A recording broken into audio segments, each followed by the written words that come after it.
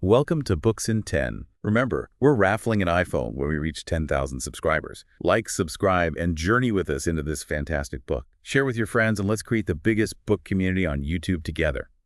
Oh, there's a link to purchase a book in the pinned comments. Enjoy!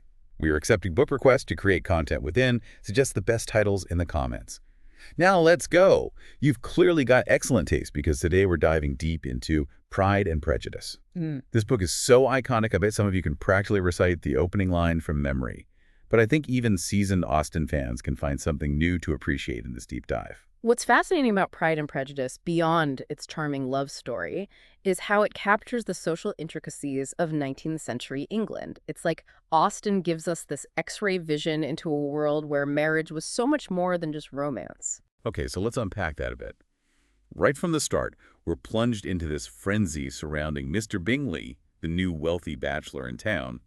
Mrs. Bennet is practically scheming before he even unpacks his bags. Do you think Austen is poking fun at her? Or is there something more to Mrs. Bennet's desperation? I think it's a brilliant blend of satire and social commentary. On the surface, Mrs. Bennet's obsession with marrying off her daughters is hilarious, but it also throws a spotlight on the limited options women had back then.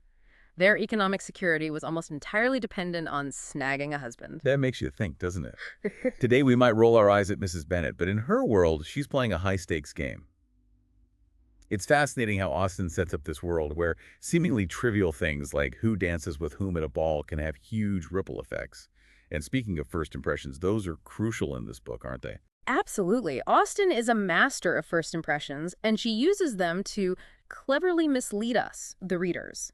Think about Darcy. He comes off as arrogant and aloof at first, especially compared to the ever-so-charming Bingley. But that initial judgment colors everything we see until Austen slowly starts peeling back those layers. It's so true. I remember my first time reading Pride and Prejudice. I totally fell for Wickham's charms. It took me a while to see him for the manipulative cad he truly is. And it's funny, this whole idea of being swayed by appearances connects to a bigger theme that Austen seems to be exploring, judging people based on superficial things. It's not just funny, it's incredibly insightful, even today. We still fall prey to those snap judgments, whether we're swiping through dating profiles or sizing up a potential business partner. Austen, back in the 1800s, was already dissecting this human flaw, this tendency to let pride and prejudice cloud our judgment.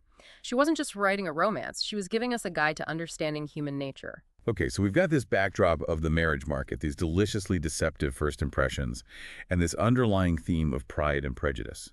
But what makes Pride and Prejudice so captivating is how these elements collide, right? Precisely. Take Darcy's disastrous first proposal to Elizabeth. His pride blinds him to her true worth, and he ends up insulting her family and her social standing. He presents marriage as a favor he's bestowing upon her, not as a genuine expression of love. And Elizabeth, fueled by her own prejudice against him, delivers this fiery rejection that honestly is one for the ages. Oh, it's so satisfying. But it also makes you wonder, would her rejection have been so bold if she wasn't so quick to judge Darcy in the first place? It seems like their pride and prejudice feed off each other, creating this tangled web of misunderstandings. That's such a keen observation. It's like they're both trapped in this cycle of misjudgment. And this brings us to another fascinating aspect of the novel, the family dynamics. The Bennet family is a whole study in dysfunction, and they add this layer of social satire to the story. They're a riot. Mr. Bennet is witty but detached. Mrs. Bennet is, well, Mrs. Bennet. And then you have the younger sisters, each adding to the chaos in her own special way. How do these family dynamics contribute to the central themes, especially when it comes to Elizabeth? The Bennets, particularly Mrs. Bennet's social ambitions and Lydia's recklessness, constantly threaten Elizabeth's own reputation and prospects. They represent the very real dangers that existed for women in that era where one wrong step could ruin your future. It's amazing how Austen manages to make us laugh at the Bennets while also making us feel this underlying tension, this sense that Elizabeth is constantly walking a tightrope. It's not just about finding love, it's about navigating a social minefield. And let's not forget Wickham. He's like a human landmine disguised in charm and good looks. He enters the scene, spins his web of lies, and almost everyone gets caught in it. Especially Elizabeth. She's so taken in by his charm and his sob story about Darcy that she completely misjudges both of them. It's frustrating to watch, but it also makes you think, why is Wickham so successful? That's where Austen's brilliance shines through again. Wickham represents a type of manipulator that sadly is still very relevant today. He preys on people's desire to believe the best, their empathy for the underdog, and he's especially skilled at exploiting societal biases. He uses the prejudice already existing against Darcy's aloofness to his advantage, turning himself into this sympathetic figure. It's almost like he weaponizes those societal norms, those expectations about class and behavior. And Elizabeth, despite her intelligence and sharp wit, falls for a hook, line, and sinker. Her initial attraction to Wickham is understandable. He's charming, attentive, and plays the victim to perfection. But it's also a testament to how easily we can be swayed by appearances and how our own prejudices can blind us to the truth. It makes you realize that Pride and Prejudice is more than just a delightful romance. It's a cautionary tale about the dangers of judging too quickly, of letting our emotions cloud our judgment. And that's why this book continues to resonate with readers centuries later. Austen's insights into human nature, her ability to capture the complexities of social dynamics, and the enduring power of first impressions are as relevant today as they were in her time. This has been an incredible start to our deep dive. But we've only scratched the surface of what makes Pride and Prejudice so enduring. When we come back, we'll explore how Austen uses specific characters and events to expose the hypocrisy and absurdity of the society she's depicting. Welcome back to our deep dive into Pride and Prejudice. We've talked about those deceptive first impressions and how easily we can misjudge people based on Pride and Prejudice. But now let's zoom in on the society that Austen is dissecting. It's not just a backdrop, it's like another character in the story shaping the choices and destinies of everyone involved. I think that's a great point. One of the things that struck me during this reread was how central the concept of landed gentry is to the whole story. What exactly does that term mean, and why is it so important? It's a great question because that term really unlocks a whole layer of understanding about Austen's world. The landed gentry were basically the upper crust of society, but not quite nobility. They were families who owned land, which was the primary source of wealth and status back then. Think of them like the one percenters of their time. They had this social and economic power that trickled down and influenced everyone beneath them. So it's not just about being rich. It's about having this deep-rooted connection to the land, this legacy that gives you a certain standing in society. And that explains why Mrs. Bennet is so desperate to marry off her daughters to men like Bingley and Darcy. It's not just about love, it's about securing their place in this rigid social hierarchy. Exactly. And it's fascinating to see how Austen uses characters like Mr. Collins and Lady Catherine de Bourgh to really satirize this obsession with social status. Mr. Collins, with his awkward attempts to ingratiate himself with Lady Catherine, is almost a caricature of social climbing. He embodies that desperation to climb the social ladder, even if it means sacrificing dignity and genuine connection. He's so cringy. Yeah. But you're right, he represents something very real about that society. He's constantly name-dropping Lady Catherine, boasting about his connections, trying to elevate himself by association. And then you have Lady Catherine herself, who's like this embodiment of aristocratic entitlement. She's convinced she can control everyone and everything, especially when it comes to Darcy. Lady Catherine is fascinating because she represents that peak of the social pyramid where wealth and lineage give you this almost delusional sense of power. She genuinely believes she has the right to dictate who Darcy marries, as if it's her prerogative to manage the family legacy. It's a stark contrast to the Gardiners, who, despite not being from the landed gentry, are portrayed as warm, sensible, and genuinely kind. They're like a breath of fresh air. They show that true worth isn't about your title or your estate, but about your character. And it makes you wonder, where does Elizabeth fit into all of this? She clearly values intelligence and character over social standing, but she's not completely immune to the pressures of her society, is she? Elizabeth is such a compelling character because she's straddling these two worlds. On the one hand, she's sharp, independent, and fiercely critical of the hypocrisy she sees around her. She rejects Darcy's first proposal precisely because he approaches her with this sense of superiority, as if he's doing her a favor by marrying beneath his station. But at the same time, she's aware of the limitations placed upon her as a woman in that society. Her future security depends on making a good match. So she's caught in this web of social expectations, even as she's trying to forge her own path. And this tension, this push and pull between her independent spirit and the constraints of her society is what makes her such a relatable and modern character, even centuries later. We might not have balls and estates, but we still navigate these same social pressures, this desire to be accepted, to succeed, while staying true to ourselves. Absolutely. And it's through these social gatherings, these balls and dinners and visits, that Austen really lays bare the absurdity of it all. Every interaction is laden with subtext, with these unspoken rules and hierarchies. It's like a carefully choreographed dance where everyone is playing a part. And sometimes those parts clash spectacularly, like that awkward dinner at Rosings, where Lady Catherine tries to subtly intimidate Elizabeth to put her in her place. But Elizabeth, bless her soul, refuses to be cowed. She stands up to Lady Catherine, even challenging her opinions, which is pretty audacious considering the difference in their social standing.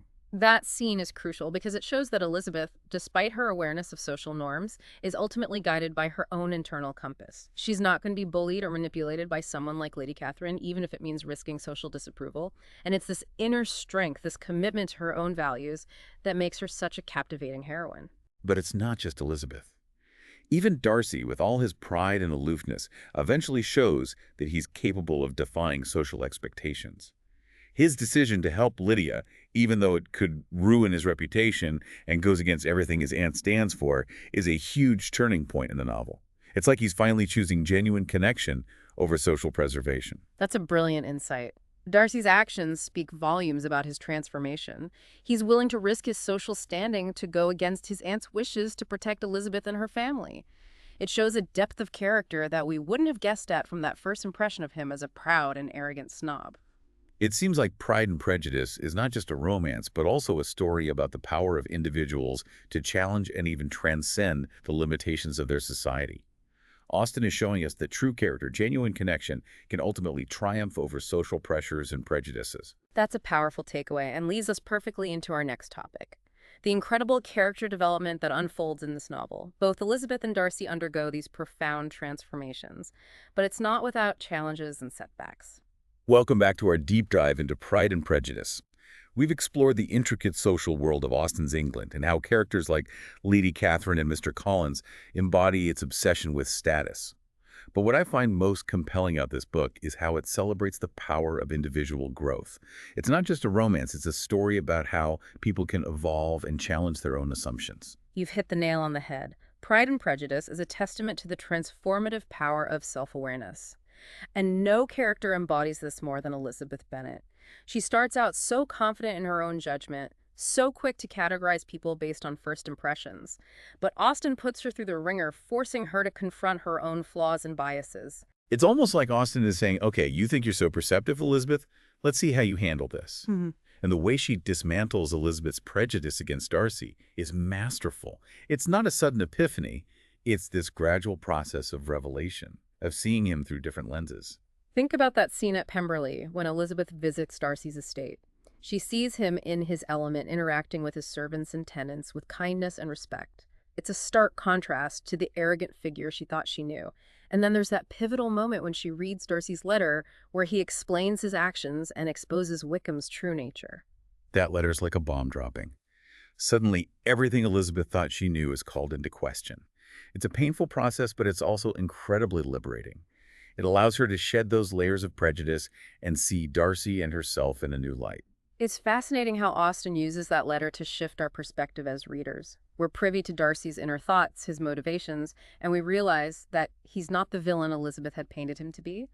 He's flawed, yes, but he's also capable of great integrity and generosity. And it's not just about Darcy. Elizabeth also has to confront her own role in perpetuating falsehoods. She realizes that she's been swayed by Wickham's charm and her own preconceived notions about Darcy. It's a humbling experience, but it's also what allows her to grow. She learns to question her own judgments, to look beyond surface appearances. Exactly. Elizabeth's transformation isn't about becoming someone different. It's about refining her character, shedding those layers of pride and prejudice to reveal a more mature and understanding version of herself. And what's remarkable is that Darcy undergoes a similar transformation. He begins the novel as this aloof, almost arrogant figure, but through his interactions with Elizabeth, he's challenged to confront his own shortcomings. His first proposal is such a train wreck. It's clear that he hasn't really considered Elizabeth's perspective, her feelings. He's so accustomed to being admired, to having things his way, that he stumbles through that proposal, making one blunder after another. That scene is painful to read, but it's also crucial for Darcy's development. Elizabeth's rejection, sharp and witty as it is, forces him to wake up. It makes him realize that he can't just rely on his social standing or his wealth to win Elizabeth's heart. He has to earn her respect, her affection through genuine actions and a change in his own behavior. And that's exactly what he does. He swallows his pride, becomes less arrogant, more considerate of others' feelings. He even goes to great lengths to help Lydia, risking his own reputation to save Elizabeth's family from disgrace. It's a far cry from the aloof Mr. Darcy we met at the beginning. His transformation is a testament to the power of love to inspire change. It's not about grand gestures, it's about those small, consistent acts of kindness and humility. Darcy learns to put Elizabeth's needs before his own pride, and in doing so, he becomes a more worthy partner, a better man. So it's like they're both on these parallel journeys of self-discovery, pushing each other to grow and evolve. Elizabeth learns to overcome her prejudice and see Darcy for who he truly is, while Darcy sheds his pride and becomes more humble and compassionate. And it's through this process of mutual growth that they finally find their way to each other. That's what makes their love story so enduring and inspiring. It's not just about two people falling in love, it's about two people choosing to become better versions of themselves for each other. Pride and Prejudice reminds us that true love is not a passive state. It's an active choice to challenge ourselves to grow and to become more worthy of the love we seek. Pride and Prejudice is a book that stays with you long after you finish reading it. It's funny, romantic, insightful, and ultimately incredibly hopeful. It leaves you with the sense that even in a world full of social pressures and flawed individuals, true love and personal growth are possible. And that's a message worth remembering no matter what century you live in. Thanks for joining us on this deep dive into Pride and Prejudice. We hope you've gained some new insights into this beloved novel and perhaps even a bit of inspiration for your own journeys of self-discovery. Until next time, keep exploring, keep learning, and keep an open mind. And most importantly, keep reading.